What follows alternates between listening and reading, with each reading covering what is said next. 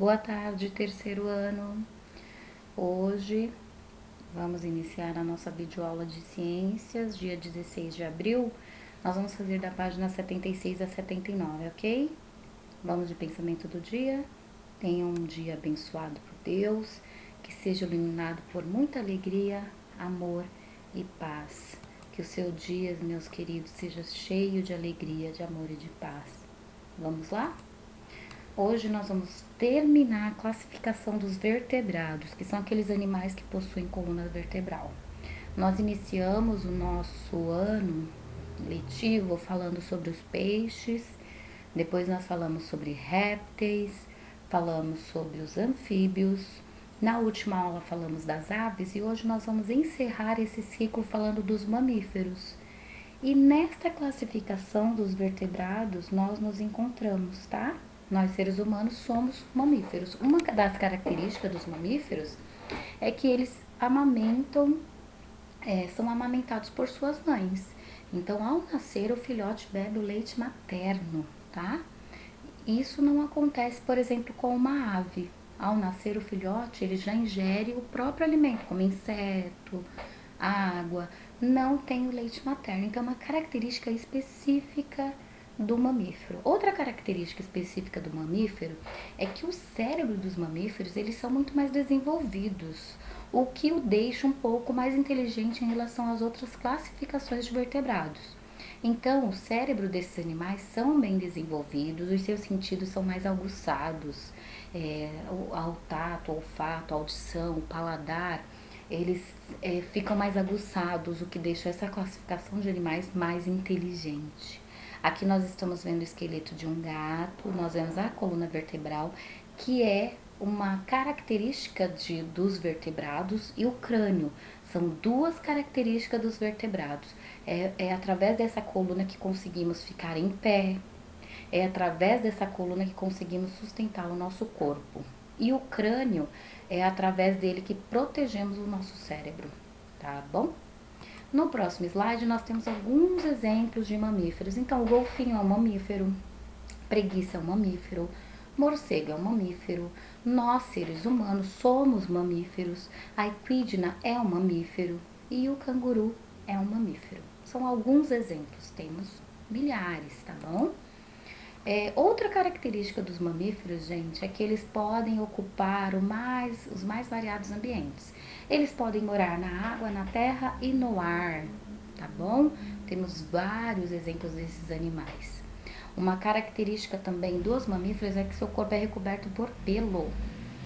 Sua respiração acontece de forma pulmonar, enquanto o anfíbio ao nascer e os peixes, eles respiram através das brânquias, né? São pequenos orifícios na sua garganta. Nós respiramos pelo nariz e pela boca. Esse ar entra pelo nariz, vai até o pulmão realiza as trocas gasosas de oxigênio para gás carbônico e joga para fora o gás carbônico pela boca e guarda dentro do corpo o oxigênio, né? Nós respiramos através dos pulmões. Outra característica dos mamíferos é que somos vivíparos, ou seja, nós, ao nascer, saímos de dentro da barriga da mãe. Então vamos lá, nas aves, a Pro tinha explicado que os ovos são, as fêmeas botam os ovos depois de ter o acasalamento com o macho, a fêmea bota um ovinho no seu ninho e durante o processo de desenvolvimento do filhote ele fica naquele ninho, a mamãe sentada em cima para mantê-lo aquecido.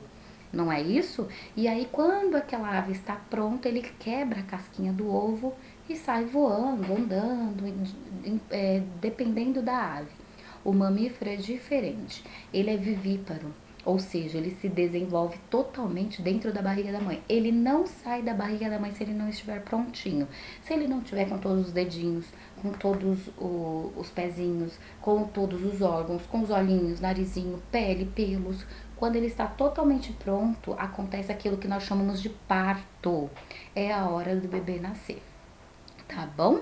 Então, normalmente, o mamífero, ele se desenvolve dentro da barriga da mãe.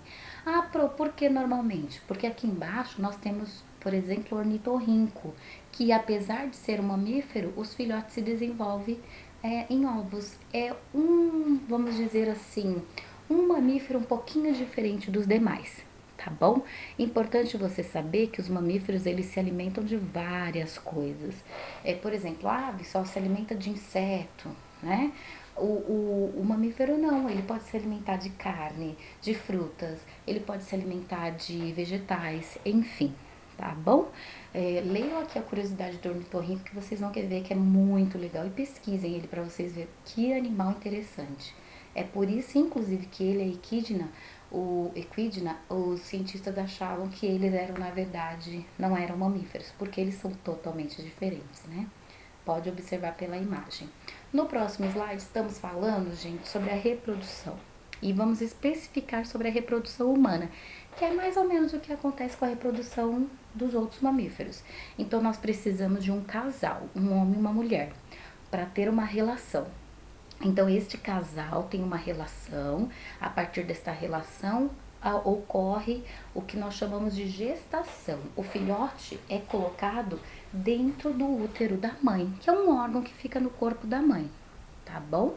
Então, depois da relação desse casal, o encontro desse casal, eles namoram e aí nascem os bebês.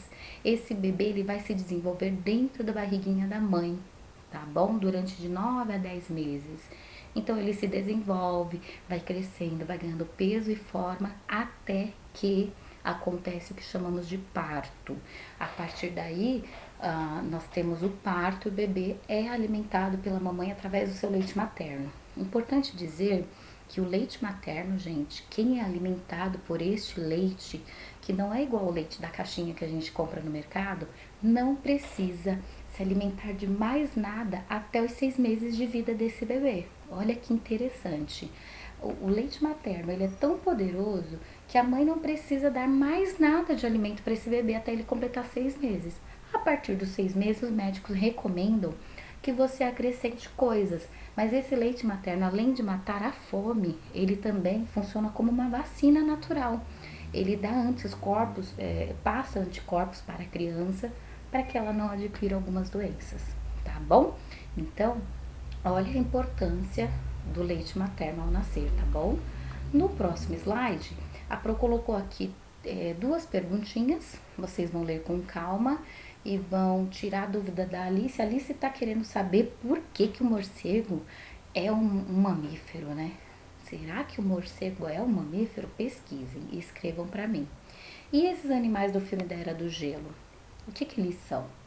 Você consegue identificar as diferenças entre eles? Então verifiquem para mim, tá bom?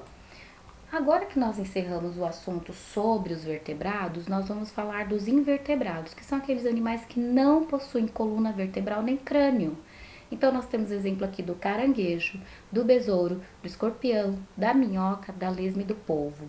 Os invertebrados, gente, são a maior população de animais do planeta. A formiga, inclusive, é a maior população de inseto do planeta. O que mais existe no mundo é uma formiga. E aí depois vocês vão responder essas questões para mim relacionada aos exercícios dos vertebrados e invertebrados. Primeiro vão colocar VOF, depois pintar de vermelho os vertebrados e de verde os invertebrados e por final escrever aqui para mim o que é vertebrado, o que é invertebrado, ok? Por hoje é só, fiquem com Deus, beijos e até a próxima. Beijos, tchau!